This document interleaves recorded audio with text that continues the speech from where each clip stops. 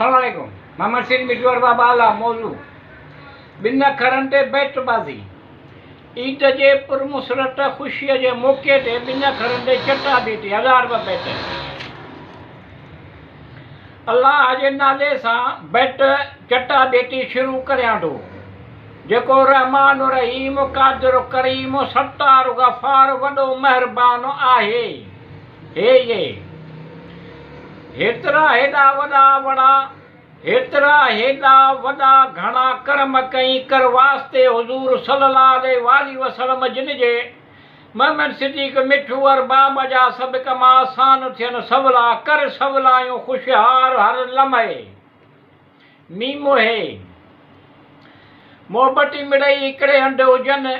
प्यार मोहबत सां ॿ चार ॿोल चवनि उन्हनि जे सुलूकनि मां मिठू कुझु पिराइजे जी मुए जेके मुंहिंजे चाट खां हुआ नावाकुफ़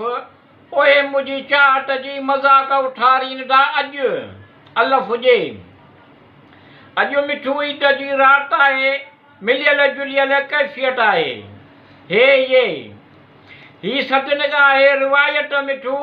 जे वो दरियाव आहे लेकिन तुशनई लब आहे। हे ये हीअ मुंहिंजे वफ़ा जे अना जो सुवाल आहे तुंहिंजी तलब तुंहिंजी मोहबत बेमिसाल आहे मुंहिंजी जान मञ तुंहिंजो हुस्न बेमिसाल आहे मुंहिंजी जान मगर मुंहिंजो प्यार बिलाज़वाल आहे। हे ये ही लब तुंहिंजे ख़ामोशीअ सबब आहिनि पुरकशिश तुंहिंजो निहारण तुंहिंजो मुस्कुराइण बि कमाल आहे तुंहिंजे गुरूर ऐं नाज़ में आहे मिठू बि शामिल हाणे तुंहिंजे दिलबरीअ जो हिनखे बि ख़्यालु आहे। हे ये हेॾा ॾाढ न कर तूं नवां नवां जीअण जंजाल न कर अञा अञा दिलबर जानी अहिड़ा माण किथां सिखियो आई सुहिणा साईं आऊं त कंहिंखे कीमत चवां अलफ़ नून इंसान जो अहिड़ो हाल थी वियो आहे हर चहिरो ॼण सुवाल थी वियो आहे जो ॿारे रहियो हो दिलि में रोशनियूं ओ माण्हू ॼण ख़्यालु थी वियो आहे।